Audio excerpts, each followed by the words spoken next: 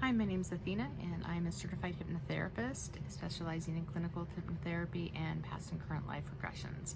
And today I want to talk about change.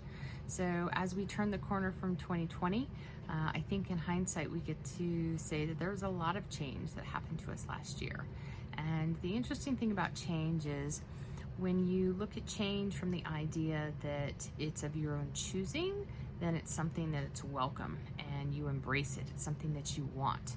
But when you look at change of something that is forced upon you, that's all of a sudden when we no longer are happy about the change. We don't want the change. It wasn't invited. So when it's changes that you initiate and you say, I want to have a new job, or I, want to start a family, or I want to travel to these places, etc., and it's something that you're doing and you're initiating, then, the centers in your mind as far as being, happy and joyful and excited, etc., those are all activated. But when it's change that's forced upon you, instead of those higher vibrational settings, you have lower vibrational settings, because this is change that you weren't expecting, and this is change that is not pleasant. It's not change that you are wishing to come into your life. But let's say that now you're in the middle of that change, just like all of us were. It really comes down to how are you going to move through that change? How are you going to come to terms with that change that's being forced upon you? And there's obviously a lot of different ways that you can do it, but I want to talk about how when we look at 2020, there was a lot of change for people that were very uncomfortable. There were a lot of people that were forced to all of a sudden, be in their homes or be with their family for a longer period of time than they're used to, or they weren't allowed to go out and do all the things that give them joy.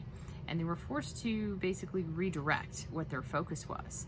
And when you find those moments where you have to literally sit with yourself and your thoughts and your emotions, etc., then you find yourself in a different place. It really forces you to take a deep dive into it.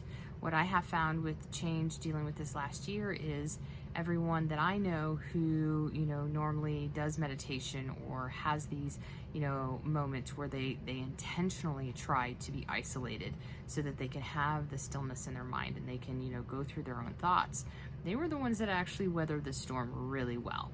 It was the people who do all of these other things that in some ways are distractions that all of a sudden when they were forced to sit with themselves, that was a very difficult thing for them. So it's been kind of interesting looking at the world and looking at the people who've really struggled with the change and the people who haven't struggled so much with the change. But then, let's look at other things like change. Maybe it's the job situation. With the job, there's a lot of times where you might be happy where you are, and all of a sudden the company decides to lay off employees. But what you might end up finding is that there's a better change that actually comes around the corner for you. I actually know a situation of a family member who had that happen. They had worked at this company for like 30 years. They were really happy, everything. The place ended up getting shut down and they got a job that was actually closer. It was more money, higher management potential, and it actually worked out even better than before. So a lot of it's really how do you choose to move through that change? Do you choose to look at it as a challenge, or do you choose to look at it as a setback? And if it's a challenge, then it's all about rising to that challenge and figuring out, okay, what are the next steps that I need to take in order to, move through this successfully, and what can I do to, make this better? And even if it's a situation that comes up that you're like, I don't really know that this is the right way to go, it could still be the right way to go if you give it time and perspective. The one thing that I know in dealing with past life regressions, for example, is that, we basically map out our blueprints for each lifetime. And each lifetime that we have looked at, it's all about experiences and what are the things that, we want to experience in this life, and what are the lessons that we want to learn in this life. So in past life regressions, we very carefully draft out what that is. And from there, it's all put into kind of the timeline of our life. So as we move through this, we have these moments of, change, and all about how are we going to learn our lessons through these, and what was the lesson in change that we were meant to move through these. There's some people who've had a time with relationships where being forced to be in this kind of confined space with them, they've realized that, I'm not real sure this is really where I want to continue to be. And then there's other people who've actually found that this isolation together has actually made it to where they've reconnected. They've found the way back to each other. And so when we look at it and we say, what are the lessons that we can learn from the changes that we've had to experience this last year? And what are the things that we can come out of it and say, what are the positive things? What are the things that I've seen that I can do without? Or what are the people I've realized that, I don't really want to be around as much anymore, that maybe before I would have just, ignored it. So there's a lot of lessons that we can learn from change. And the big thing is to take a breath, like I always like to say, and also, look at it and say, change is always going to happen.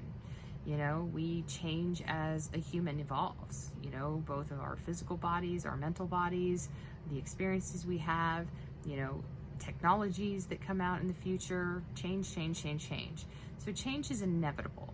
And if you embrace change, then you'll find that you actually move through those changes much easier. And even if it's a change where you had a situation where maybe a family member died, yeah, that is an awful thing. But it also gives you lessons to work through that. What was the situation? What were the things that you now have come to? Whether it's how you feel about a specific topic, or how you feel about specific people, or how you feel about that specific person who died in question. There's always something that you can be gained from it. So if you look at change more from the positive aspect of the things that can be gained, the things that can be learned, and the things that are going to, be put in your arsenal for the future and how you're going to navigate life, then you'll actually be able to come away with this saying, I see what the silver linings are. So I hope that this video has helped, and I hope that if you have any questions or if you have any concerns about some of the changes you're going through and you think hypnotherapy might be able to help you, reach out to me. My information's in my contact profile. Thanks. Have a great day.